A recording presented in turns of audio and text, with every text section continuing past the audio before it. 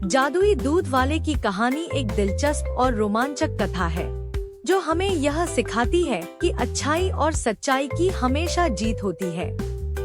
किसी गांव में एक गरीब दूध वाला रहता था। वह बहुत मेहनती और ईमानदार था, लेकिन उसकी हालत बहुत खराब थी।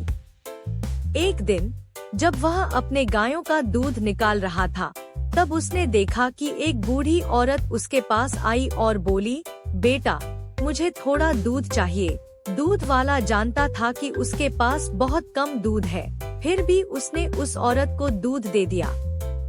बूढ़ी औरत ने खुश होकर उसे आशीर्वाद दिया और कहा, तूने जो किया उसके बदले मैं तुझे एक जादुई चीज दूंगी। फिर वह औरत अपनी झोली से एक छोटा सा घड़ा निकालकर दूध वाले को दे दिया और कहा, यह जादुई घड़ा है। इसमें जितना भी दूध डाला जाएगा वह कभी खत्म नहीं होगा। दूध वाला हैरान रह गया और उसने आभार व्यक्त किया। अब वह घड़े में दूध डालता और उसे बेचता, लेकिन दूध कभी खत्म नहीं होता। धीरे धीरे उसकी गरीबी दूर हो गई और वह बहुत अमीर हो गया। हालांकि दूध वाला अपनी सफलता से घमंड में नहीं आया। उसने अपनी संपत्ति का उपयोग गांव के अन्य गरीब लोगों की मदद करने में किया। गांव में सभी लोग उसे बहुत प्यार करते थे और उसकी तारीफ करते थे। कहानी का संदेश यह है कि जब हम दूसरों की निस्वार्थ मदद करते हैं तो हमें भी आशीर्वाद मिलता है और हमारी जिंदगी में चमत्कार हो सकते हैं। इस कहानी से यह भी सीखने को मिलता है कि सच्चाई और ईमानदारी का फल हमेशा मीठा होता है। जैसे जैसे समय बीतता गया, दूध वाले की प्रसिद्धि दूर दूर तक फैल गई। उसकी उदारता और ईमानदारी के किस्से हर जगह सुनाए जाने लगे।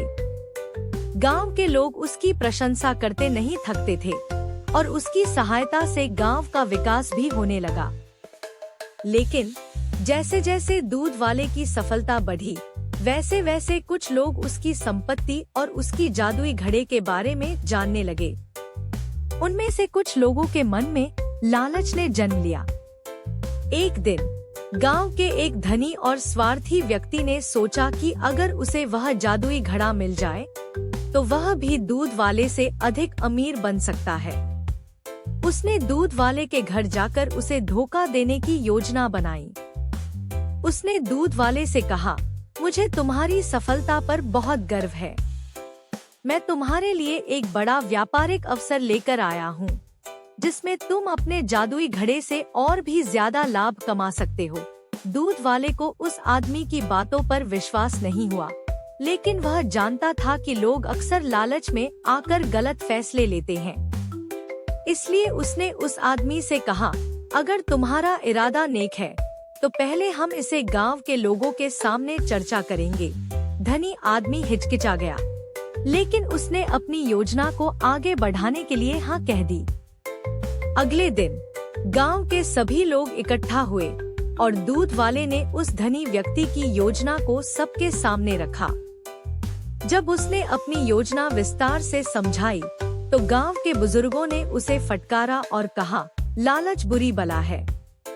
अगर तुम्हारा इरादा अच्छा होता तो तुमने इसे सबके सामने लाने से पहले दूध वाले से गुप्त रूप से बात नहीं की होती। धनी आदमी को अपनी गलती का एहसास हुआ और उसने सबके सामने माफी मांगी। उसने स्वीकार किया कि उसका लालच उसे अंधा कर रहा था। दूध वाले ने उसे माफ कर दिया और उसे समझाया कि असली दौलत पैसे या संपत्ति में नहीं, बल्कि संतोष और दूसरों की मदद करने में है।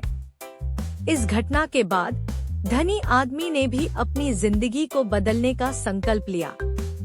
उसने अपनी संपत्ति का उपयोग गांव के गरीबों और जरूरतमंदों की मदद करने में करना शुरू किया। दूध वाला और धनी आदमी अब मिलकर गांव के लोगों की भलाई के लिए काम करने लगे और गांव का विकास तेजी से होने लगा। जादुई घड़ा दूध वाले के पास ही रहा, लेकिन अब उसकी असली जादूगरी लोगों के दिलों में थी, एकता, प्रेम और परोपकार की। कहानी का अंत यह संदेश देता है कि लालच और स्वार्थ से हमें केवल विनाश मिलता है, जबकि निस्वार्थता और उदारता से जीवन में सच्ची खुशी और सफलता मिलती है।